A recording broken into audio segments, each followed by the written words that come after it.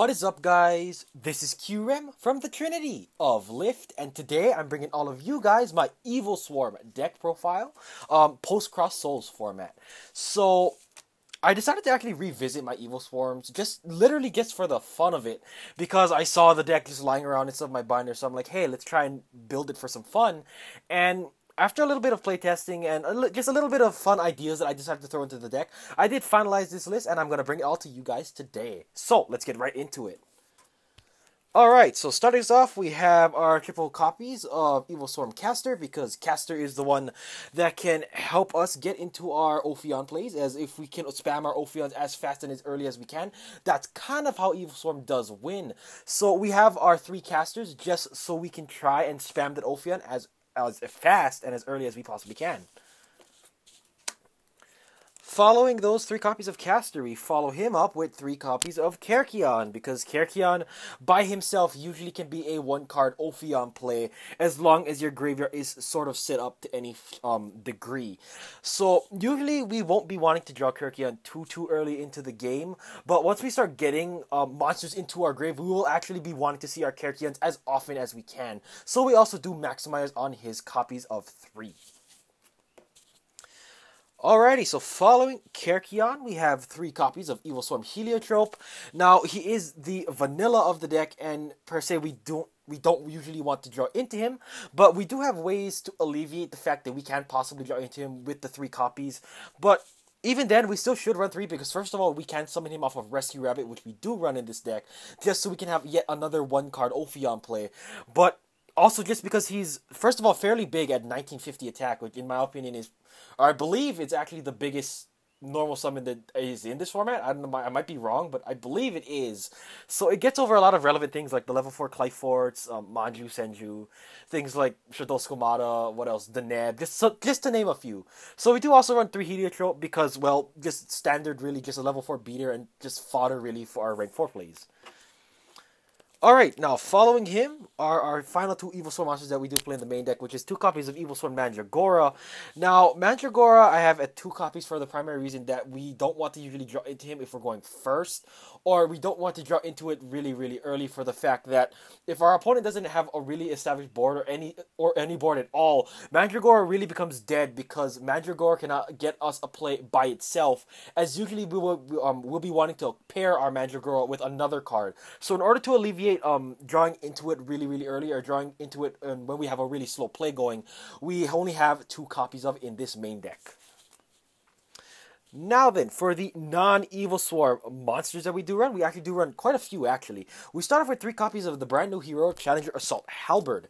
Now, Halberd is here for the fact that, first of all, it makes our reinforcers of the army much more live, as we will have much less chances to dead draw into it, and also for the fact that Halberd can help us go into some pretty cool XYZs, or an XYZ, I should say, and that it just helps us get free level 4s onto board. And, of course, another benefit of it is that if it can ever do battle damage, you can also keep searching out a copy of itself. So it'll constantly keep generating you advantage in also that sense, because again, it can search out itself, and if your opponent does make big boards consistently, like maybe something like Clayfort, you can keep spamming your Assault Halberds alongside your Evilswarm plays to keep getting, again, more rank 4s. So we do run 3 copies of Assault Halberd.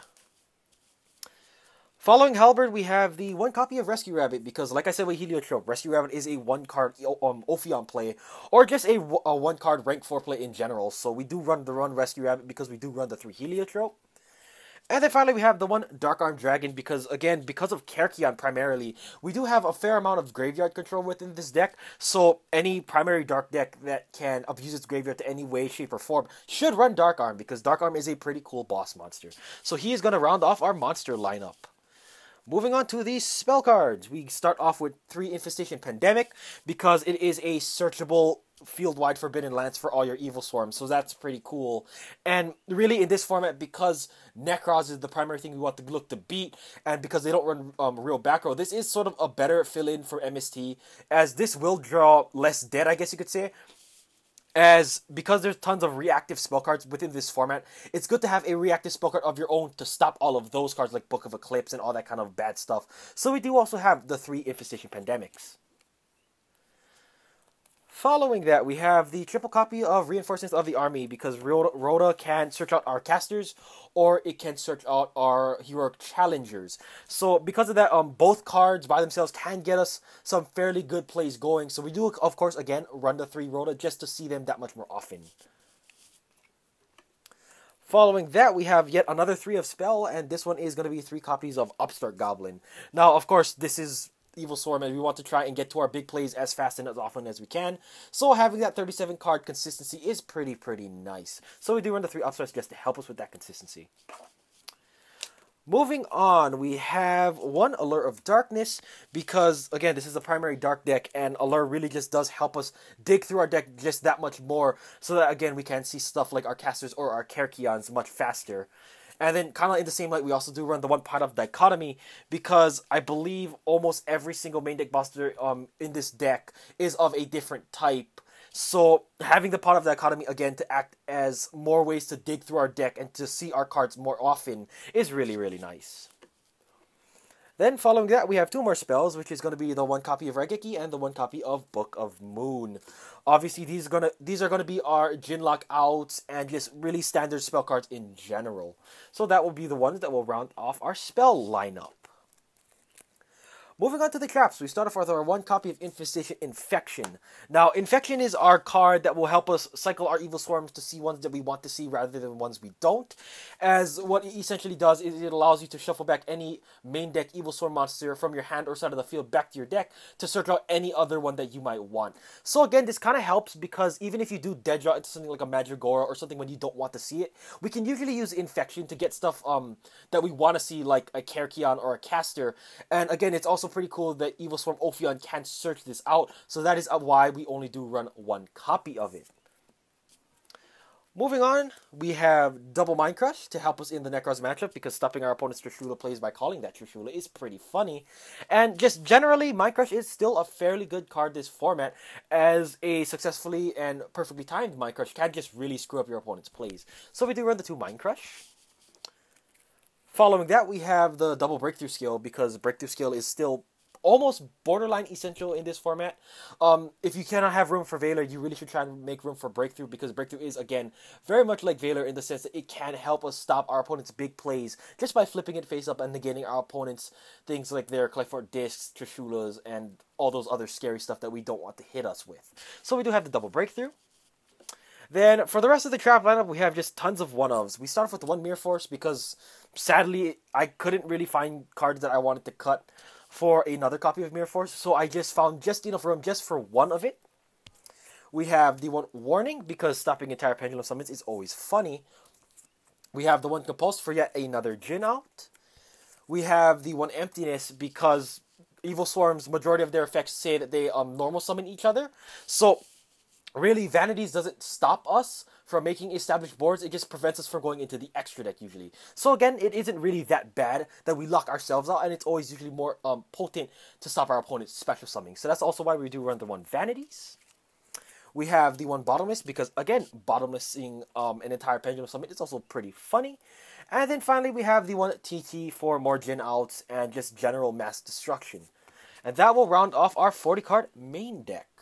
Moving on to the extra deck, we start off with the triple copy of Evilswarm Ophion, because Ophion is the thing we want to summon as often and as much as we can, because Ophion's effect is just too baller not to ignore.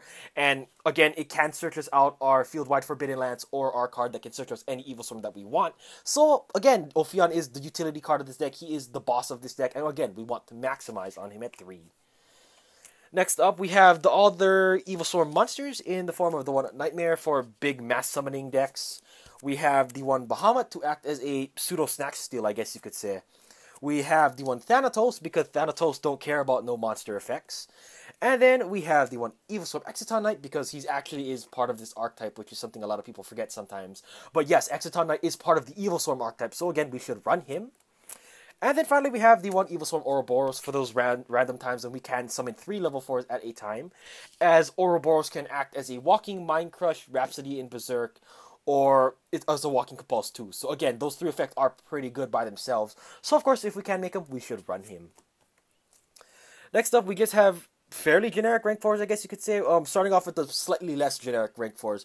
We start off with the one Master Key Beetle because having built-in protections for our Ophion is pretty nice and can help us kind of make a pseudo lock in the sense that we can sort of make an indestructible Ophion because it can be immune to spells and traps as well as I believe monster effects. No, excuse me, destruction effects because that's what Master Key does. So that's pretty cool. Then we have the one Heroic Champion Excalibur, and this is here primarily for an Apocalypse Fort Towers out, but Excalibur can help us open up to some pretty nifty OTK plays at times. And again, because we do run Caster and Assault Halberd, it's not very difficult to make Excalibur on whenever we need them. So we do run the one Excalibur. Then we have the one Dweller, the one Castel, the one Ragnazero, and the one Gagaga Samurai. These I won't really go into much. They're still pretty good rank 4s. Gagaga Samurai being the generic Blade Armor Ninja, Ragnazero for the Clayfort matchup, Castel and Abyss Dweller are also fairly explanatory, so I won't really go over them.